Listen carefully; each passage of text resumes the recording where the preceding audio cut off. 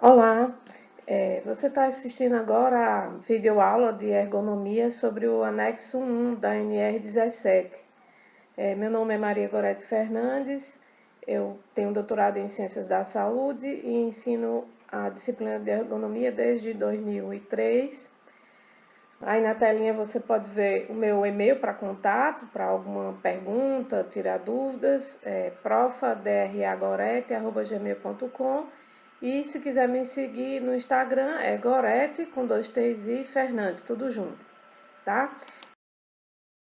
O que é que a gente precisa saber sobre os anexos 1 e 2 da NR17, que são os anexos mais modernos, digamos, os mais atualizados, né, que a gente tem. Apesar deles terem sido saído na portaria de 2007, mas eles ainda estabelecem os parâmetros e as adaptações das condições de trabalho, as características psicofisiológicas do trabalhador e também promove conforto, segurança, desempenho eficiente iguais à NR17. Eles mantêm esse mesmo padrão, né, de parâmetros que estabelecem esse mesmo padrão. A gente vai falar sobre o anexo 1 da NR17, onde a introdução ela inclui o levantamento, o transporte e descarga de materiais, a questão do mobiliário e equipamento, as condições ambientais do posto de trabalho e a própria organização do trabalho. O que é importante saber que uma NR foi criada para o trabalho de operadores de check-out, né? Então,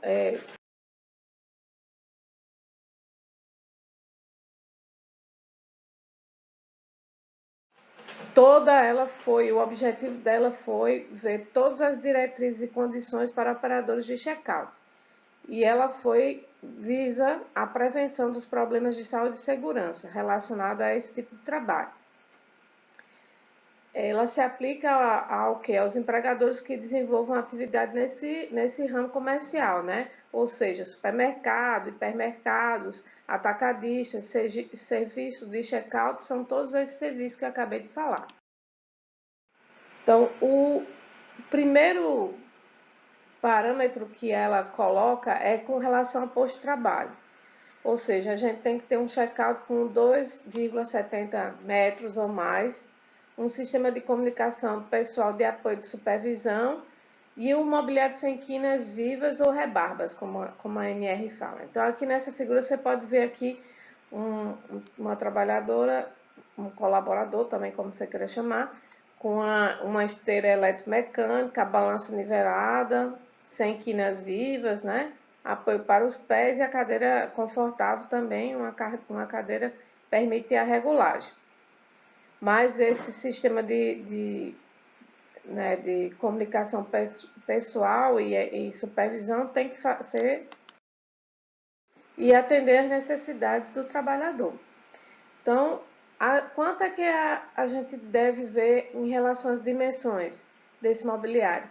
Primeiro, as características antropométricas devem ser atendidas em 90%. O que é essas características antropométricas? É o tamanho do trabalhador, as dimensões dele no posto de trabalho. Então, deve-se assegurar uma postura na posição sentada em pé com posições confortáveis, tanto para o membro superior como o membro inferior. E para isso é preciso respeitar os ângulos, os limites, as trajetórias, garantir um espaço adequado, livre para esse trabalhador se movimentar e colocar a cadeira. Quando a norma diz assim, permitir a alternância da ortostase com sedestação. Aí todos os meus alunos falam, professora, o que é isso? Eu não sou fisioterapeuta, ou eu não sou da área de saúde, não sei o que é isso. Simplesmente deve permitir a postura sentado de pé ou de pé para sentado. Então, esse posto de trabalho deve ser fácil para ele. Pode ficar passando as compras em pé ou ele pode ficar sentado, ele está confortável nas duas posições. A cadeira de trabalho tem que ter um assento confortável, um encosto na lombar, com estofamento com a densidade adequada, o apoio para os pés, independente da cadeira, não deve se colocar, né, para fazer graus na questão dos pés desse colaborador. Com relação à manipulação de mercadorias, o empregador deve enviar esforços a fim de que essas mercadorias não acarretem o uso de força muscular excessiva por parte dos operadores de check-out. Isso a gente nem vê nos supermercados. A gente vê uma pessoa, a maioria nesses atacadões assim, a gente vê a maioria dos colaboradores, operadores, sozinho lá fazendo força muscular excessiva e nunca tem ninguém para ajudar. Às vezes a gente mesmo está passando as compras, fica, né, sensibilizado e acaba ajudando esse operador. Mas a norma prevê isso. E que se deve adotar mecanismos auxiliares quando houver uma limitação de execução, né, por parte desse operador. Deve ser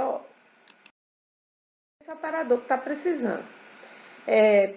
Também medidas para evitar que a atividade de ensacamento das compras, a mercadoria, seja incorporada ao habitual trabalho do operador. Ou seja, o operador, olha aqui a foto, está vendo aqui, você tem um operador de check-out e um ensacador. É para ser dessa forma, mas não é, né? A gente tem que essas mercadorias são manipuladas e ele faz as duas coisas, né? Ele passa as compras e ensaca e vê isso. Outra coisa que a norma fala com relação à organização do trabalho é que o número de checkouts aberto deve ser compatível com o fluxo de cliente, ou seja, final de ano, uma situação de emergência que precise que o supermercado esteja constantemente cheio de pessoas, tem que estar todos os operadores trabalhando, todos os checkouts abertos. Mas muitas vezes o que você vê é o estabelecimento fecha justamente no ápice ali e fica aquelas filas, né, enormes, estressando tanto os operadores que tem que dar conta daquela demanda, como as pessoas que ficam na fila esperando para passar suas mercadorias. Também na organização do trabalho deve ser garantidas as saídas do posto de trabalho mediante comunicação para atender às necessidades fisiológicas e intervalo também previsto na CLT para refeições. Então, ele tem essa necessidade fisiológica de ir ao banheiro, então é garantido essa saída do posto. E isso é um assunto muito sério, porque muitos estabelecimentos não cumprem isso e acabam os operadores de check-out desenvolvendo infecção urinária, principalmente as mulheres. Com os aspectos psicossociais. Nesses aspectos psicossociais, nessa norma, nessa NR, no anexo 1, ele fala uma coisa muito interessante, que é aquele que todo trabalhador deve portar identificação visível com o sobrenome escolhido pelo próprio trabalhador. O nome e o sobrenome. Então, é o próprio trabalhador que decide. Ah, eu quero ser só o meu sobrenome ou só o meu nome, o nome e o sobrenome. Ele que vai decidir isso. E é verdade também obrigar, ou seja, não se deve obrigar o trabalhador a usar permanentemente ou temporário vestimentas com propagandas ou maquiagem temática que vão causar um constrangimento ou vai ferir a dignidade desse colaborador. Aqui você vê uma foto muito comum na época da Páscoa, vestir os operadores de check-out de coelhinho, colocar as orelhinhas, né? E no Natal o gorrozinho de Papai Noel. Então isso aí não é para ser obrigado. Ele aderir se ele sente a necessidade e a vontade de livre e espontânea boa vontade. Mas não, na prática isso não é o que ocorre, aí causa muito constrangimento, sofrimento a muitos colaboradores.